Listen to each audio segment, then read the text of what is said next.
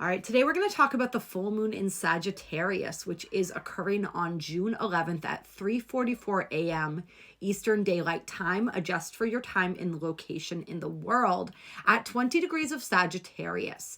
Now, this is a really interesting full moon because it is occurring with a T-square to the nodes of fate, as well as the sun, which is always opposite the moon during a full moon. So we have the moon at 20 degrees of Sag. We have the sun at 20 degrees of Gemini. And then we have the nodes in Pisces, North Node in Pisces, South Node in Virgo at, I believe it's 23 degrees. But this is still creating a series of squares and oppositions that come together to create a giant diamond. And this is known as a grand cross. This is an incredibly tense aspect. And when we are working with the nodes of fate as part of a grand cross, it has an extra, you guessed it, destined and fated energy to it. So there's a lot that is pushing us forward, a lot that this full moon is asking us to release, particularly when we're working with the Gemini Sagittarius axis related to belief systems, philosophies, ideals that are no longer serving us. This is about taking in that new information, Gemini, and releasing the old Sagittarius and taking with Sagittarius that deeper meaning from the information, the raw data that has been collected by Gemini. So this is a period where I'm seeing it, and this is, of course, really capitalizing on an energy that we were already working with during the new moon in Gemini. You see how these energies build on each other. So it's continuing that process. Jupiter was a real champion in this process during that new moon in Gemini, Jupiter being opposite the galactic center. So we had the opportunity to begin defragging the mind, so to speak, to be sort of dislodging the extraneous data and information, to be really shifting our belief systems and coming into a greater balance with what beliefs we hold true that are creating our reality. So there's a deepening of this energy, a deepening of this ability to do this. This is where we're now with the energy focused in Sagittarius, like we said, extracting the wisdom.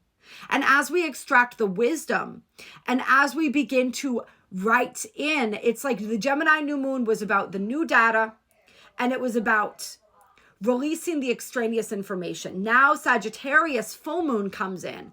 It's a final release and purging of what isn't serving us.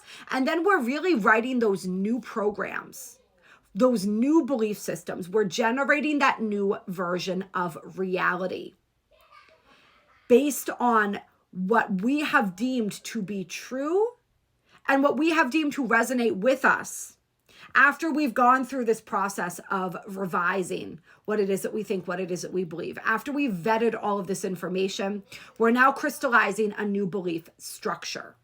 Something that's really fascinating about this particular moon is the fact that the sun opposite the moon at 20 degrees of Gemini is conjunct a fixed star known as Bellatrix. Bellatrix is part of the Orion constellation. She is the shoulder of the hunter. And Bellatrix is known as the Amazon star. It is also known as, and yes, I'm just learning all these fixed stars, so I am checking my notes here, the Conqueror. And an even older translation is the Lion. All right, so a lot of these powerful energies here of that warrior archetype, particularly the feminine warrior archetype. There's a lot of associations with the feminine here and a lot of interesting sort of observations of females who were born under this star, being that they are a bit loquacious. They have their words and their language carries weight, right? So there's an intensity. I'm looking for the exact, I don't think I wrote down the exact quote about the words of the women under the star, but it was like they have a sharp tongue. And like people pay attention when they speak, essentially, is the energy surrounding that. Some of the other themes include civil and military honors, as well as incredible financial wealth and prestige. Although there is the possibility for incredible dishonor and disgrace after achieving a position of power. So this is something that we want to look at with this star. We want to make sure that we are operating in integrity and that anything that we are gaining in integrity, because it can go just as quick as it comes. if it did not come through right process, right action, and right channels. And by right, I mean within integrity. All right, so there's a checkpoint there. This can be a star that is very reckless. It has some of that Mars energy. It's ruled by, or it has the qualities, I should say, of both Mercury and Mars. A lot of these fixed stars, they're attributed certain qualities that connect to different planets, all right? So Mercury, we can say particularly Bellatrix is the feminine energy. So that's why women particularly are known to have that quick wit, that sharp tongue, that incredible intelligence. But remember, we all have masculine and feminine within us. So if you are, or you identify as masculine, or identify more strongly with your masculine essence, this doesn't mean that if you were born under the star, you don't have high intelligence as well. You don't have that quick wit as well. You don't have that power with your words, particularly with Mars and Mercury. That is what gives the words that extra oomph.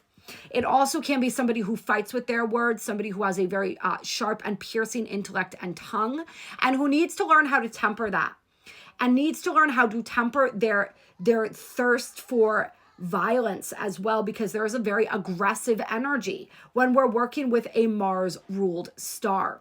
This is why this star is known to represent military and civil high honors, because it is a star that represents that ability, that warrior impulse and energy. But we all know that warrior energy has to be channeled appropriately. It's really interesting in a political context. If we look, say, for instance, in the United States right now, at what is transpiring around the time that we have this full moon, we have massive protests. Some are calling them riots, planned by who we're not really sure. You know what I mean? Could a lot of times George Soros and some of these diabolical people are behind these things, right? These civil unrest movements.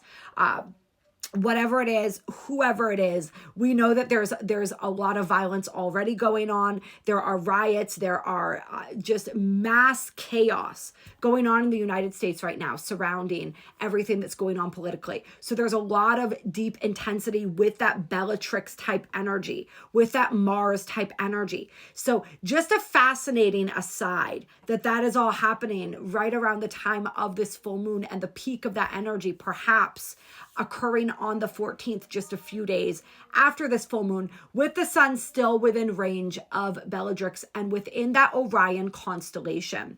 Now, the Orion constellation, we also know, or perhaps not everyone watching this video knows, but Orion is a star system who suffered very heavily and still suffers very heavily in the same ways that planet Earth does right now, with these dark entities that are kind of running the show, that are employing mind control or employing all these tactics of manipulation in order to manipulate and own the masses.